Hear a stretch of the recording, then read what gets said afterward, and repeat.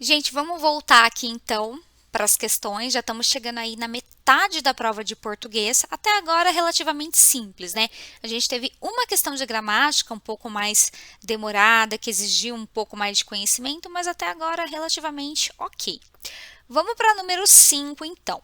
No trecho Batizada de Boas Vendas, Boas Compras, Guia Prático de Direitos e Deveres para Lojistas e Consumidores, a publicação destaca os principais pontos do Código de Defesa do Consumidor, CDC.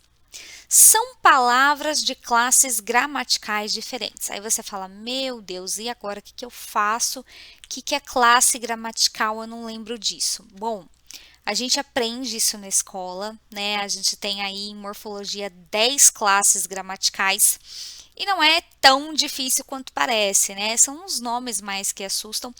Mas aqui nas alternativas também, se a gente for analisar, mesmo se a gente não souber quais são as 10 classes de palavras, e a gente analisar aqui as alternativas, a gente chega a uma resposta, tá? Porque o examinador ele deu uma boa dica para essa questão. Ele poderia ter sido mais chatinho, tá? Mas ele deu uma dica que dá para a gente matar essa questão. Mas, mesmo assim, nós vamos então falar das classes de palavras. Vamos lá. Bom, o que é morfologia? É o estudo da estrutura, da formação e da classificação das palavras. A gente estuda muito isso, né, no ensino médio.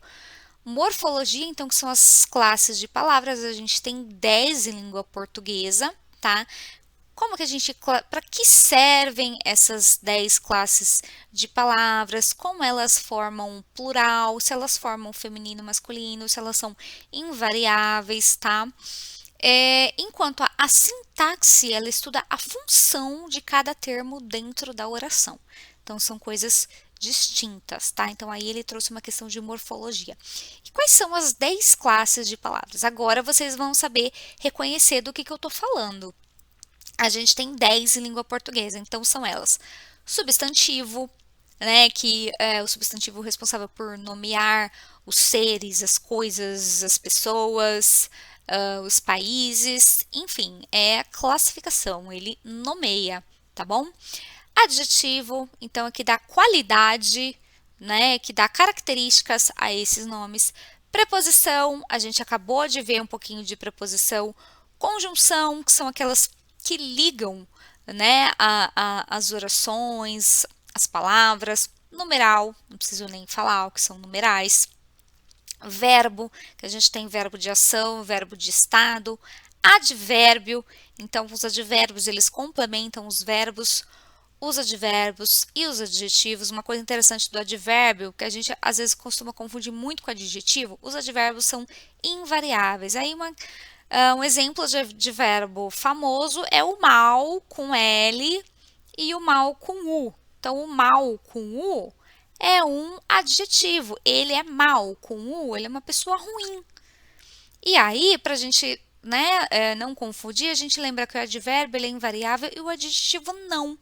Então, se eu falo ele é mal com U e eu for colocar no plural, eles são maus. Então, tem esse S. Agora, se eu estou falando de mal com L, aí é um advérbio. E aí eu posso falar, eu mal pensei nisso hoje. E aí, se a gente for para o plural, vamos falar, eles mal pensaram nisso hoje. Ou seja, esse mal com L, que é o advérbio, ele não muda, ele é invariável, não vai para o plural acompanhando o sujeito. Então, aí uma boa dica para advérbio, tá bom?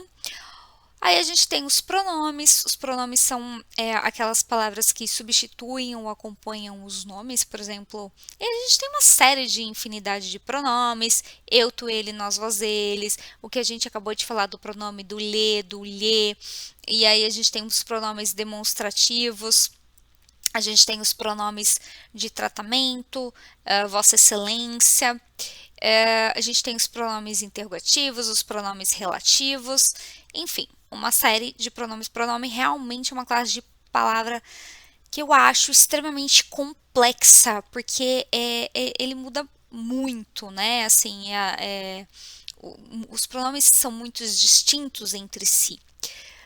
E aí a gente tem os artigos, né, que é básico, o, a, uns, e as interjeições, né, que são aquelas classes de palavras que é sempre seguida de exclamação. Eita, né? Eu até acho estranho, né? Porque que uma interjeição é uma classe de palavra. Ela não é muito complexa, né? É bem longe do complexo do pronome e até por isso ela não é cobrada. Quase raramente eu vi uma questão sobre interjeição ser cobrada numa prova. Mas aí, voltando às questões, quis trazer um resumão aqui de cada uma das classes de palavras. É claro que a gente tem, se for estudar cada uma, nossa, tem muita coisa para ser estudada, né? Mas assim, só um resumo. E aí, para a gente acertar então essa questão, a gente tem aí um resuminho do lado que eu vou colocar para vocês. Então, aí, na alternativa A, venda e compras, ambas são substantivo. Eu esqueci de falar, né? Ele quer, o examinador, as palavras de classes gramaticais diferentes. Então, a gente tem vendas e compras substantivo, prático e principais, um adjetivo, publicação e pontos, substantivo, direitos e lojista, substantivo. E aí a gente tem deveres e destaca. Então, a gente tem deveres como um substantivo e destaca como um verbo. Então, essa é a alternativa correta, a alternativa E. Gente, não sei por que não está aparecendo a alternativa E, mas enfim, é a alternativa E. E aí eu falei que ele dá uma dica, porque realmente o mais diferente aqui que a gente tem é o destaca. Que aí eu acredito que a grande maioria de vocês saberia que é um verbo e que deveres não é verbo. Então, sabendo que o destaca é verbo, vocês conseguiriam acertar a questão. Então, alternativa E. Questão 6. O emprego do verbo destacado no trecho "queremos contribuir para o crescimento sustentável das empresas" contribui para indicar uma pretensão do presidente do Sindicato dos Lojistas, que começa no presente e se estende no futuro. Se, respeitando-se o contexto geral, a frase indicasse uma pretensão que começasse no passado e se estendesse no tempo, o verbo adequado seria o que se destaca em. Aí a gente tem uma questão de verbo, mas ela não é uma questão complicada. Normalmente, quando é uma questão de tempo verbal, a gente tem que saber as formas do indicativo, do subjuntivo. Mas aqui ela tá uma questão mais simples, que se a gente pegar cada alternativa e substituir, a gente consegue responder. E como? Da seguinte maneira, ele está dizendo assim: queremos contribuir para o crescimento sustentável das empresas. Então, nós queremos construir hoje algo para o futuro. Aí ele quer saber se ele tivesse essa pretensão do passado para hoje. Então, se a gente pensar assim, na frase que ele tem atual, a gente diria: nós queremos. Se a gente pensar no passado, como é que ficaria? Nós quisemos construir, nós quisermos contribuir, nós quiséssemos contribuir, nós quereremos contribuir, nós quisera poder contribuir. Então, a gente fazendo essa substituição, já na letra A, a gente vai ter: nós quisemos contribuir para o crescimento sustentável das empresas. Então, é uma pretensão que começou no passado e se estendeu para o tempo, para o presente. Então, aqui, tranquila a questão, letra A, por isso que eu nem vou me estender muito nela, tá bom? Letra A, sem dúvida. Eu acho que esse é o tipo de questão que a pessoa fala assim: será que é isso mesmo? Será que tem pegadinha? Será que eu tenho que pensar em alguma coisa? Mas não, é só isso mesmo.